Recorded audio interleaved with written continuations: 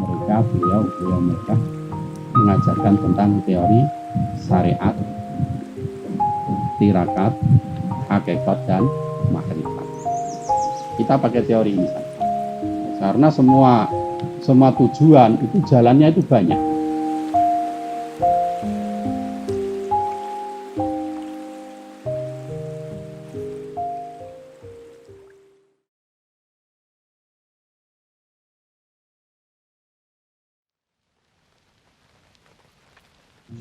Bosan itu merupakan ciri khas dari makhluk. Setiap makhluk pasti merasa bosan. Setiap makhluk yang punya nafsu itu pasti akan merasakan bosan. Lah bosan ini memang suatu momok yang menakutkan, karena pasti akan menghalang-halangi yang membuat kendor. Tapi juga ada sisi baiknya pula. Contohnya orang yang bosan mencuri, bagus kan?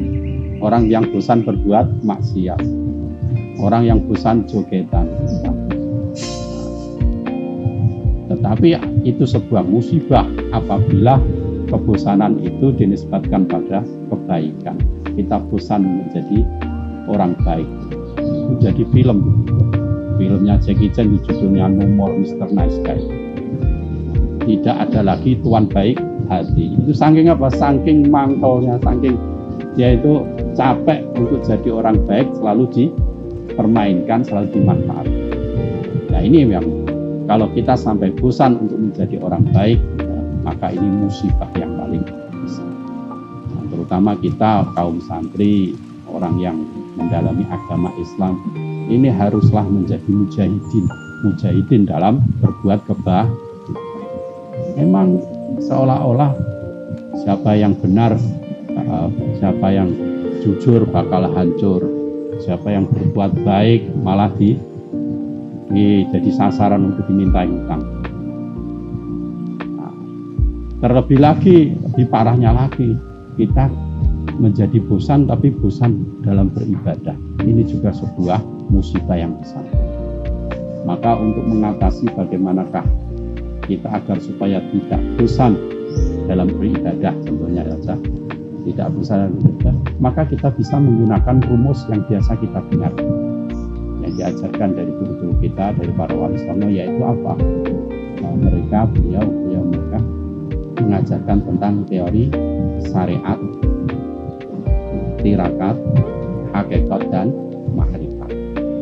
Kita pakai teori ini saja. Karena semua tujuan itu jalannya itu banyak, tata caranya banyak, rumusnya juga banyak. Mau hitung jodoh pakai hitungan abjadun bisa, mau hitungan bismillah hamdalah bisa, pakai weton juga bisa, banyak cara. Kita ambil contoh saja, kita ambil cara saja, yaitu cara tentang teori syariat, tirakat, hakikat dan makrifat. Untuk apa? Untuk mengatasi atau menghadapi yang namanya bosan. Nah, ya. Bagaimana prakteknya dalam teori ini? Pertama, dalam ibadah kita menginjak pertama kali adalah syariat. Maka ketika kita baru mempelajari tentang agama, siapa Tuhan kita, siapa Nabi kita, ya, kemudian apa yang menjadi perintah dari syariat, apa hukum syariat, apa saja kita diperintahkan, apa sholat itu bagaimana, puasa bagaimana. Kalau kita masih belajar dan tanya-tanya, berarti kita masih tingkatan syariat, belajar tata cara. Kemudian kalau kita semua mulai setelah tahu, kemudian kita mempraktekannya, berusaha untuk mempraktekannya. Setelah belajar sholat, dipraktekan sekali, 2 kali. Sulit, merasakan perasaan sulit, rasa wegah, atau kurang dukungan, dilema dan macam-macam. Dilema babakan waktu, teman. Kok kita masih mau melakukannya? Berarti alhamdulillah kita masuk pada tingkatan yang kedua adalah tirakat.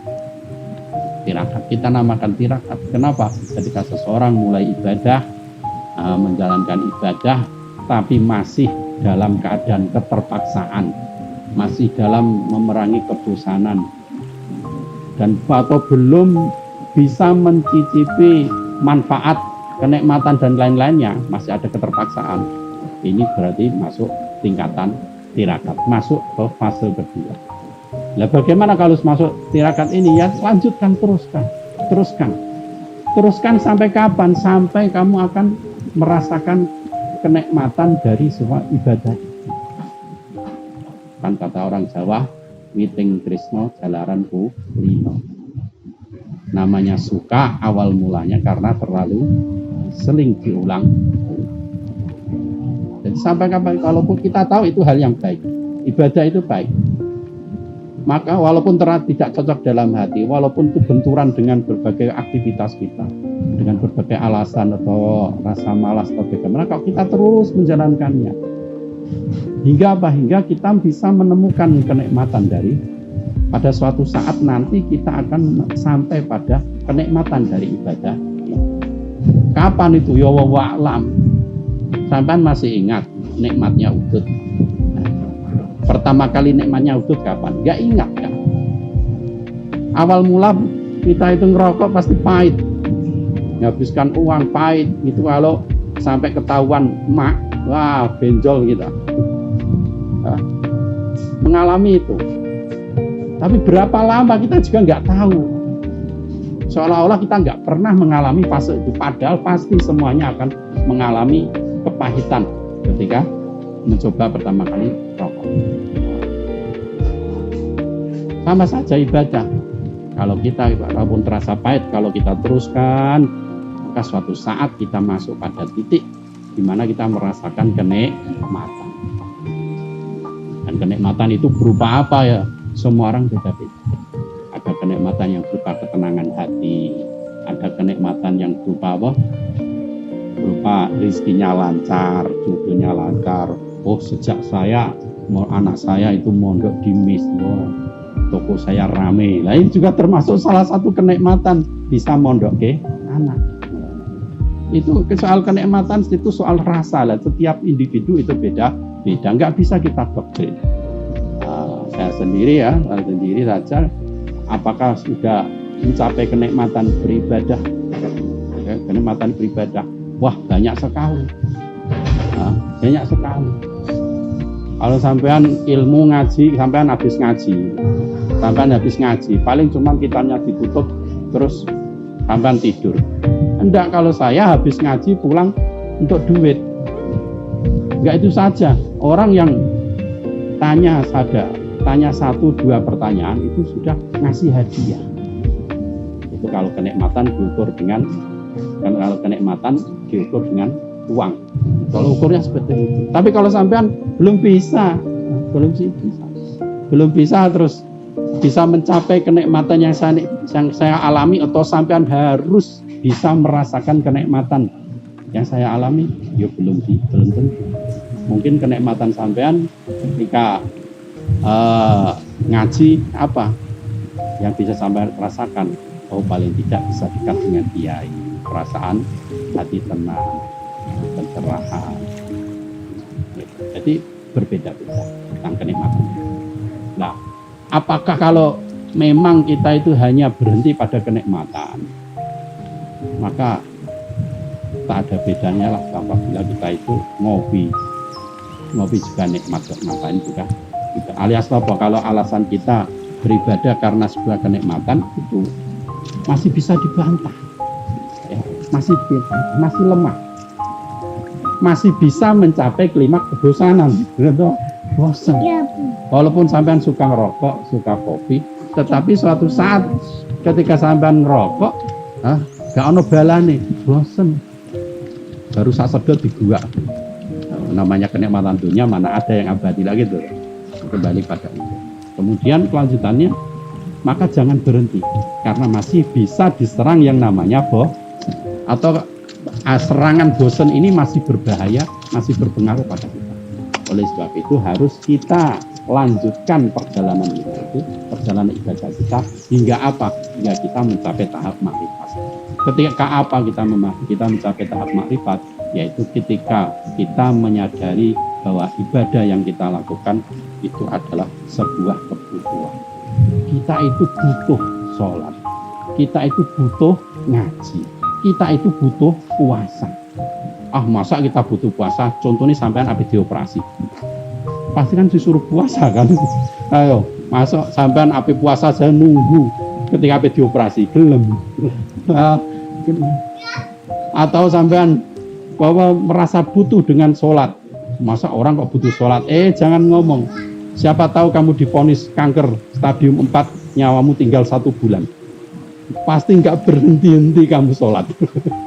Jangan sampai kamu menantang, emangnya kita itu butuh sholat. Jangan kita menantang. Kalau Allah menunjukkan kebesarannya, maka tak ada yang bisa menantangnya. Oleh sebab itu sebelum kita, janganlah sampai kita itu beribadah karena nunggu kita itu sadar butuh. Enggak, lakukan saja lah dulu.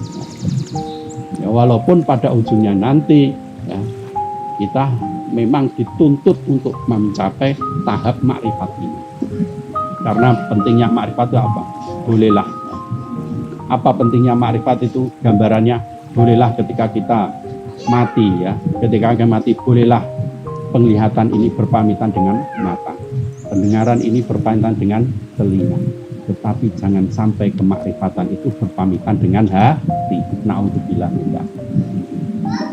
Jadi kesimpulannya apakah bagaimana cara untuk menghilangkan bosan? Kalau menghilangkan nggak bisa.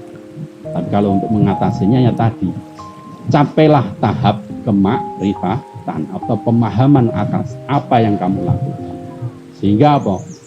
Sehingga kalau sudah sampai pada tingkat kepahaman apa yang kamu lakukan, baik itu ibadah, baik itu pekerjaan, baik itu aktivitas, rutinitas, itu maka sampean akan mencapai sebuah keyakinan tak bosan-bosan.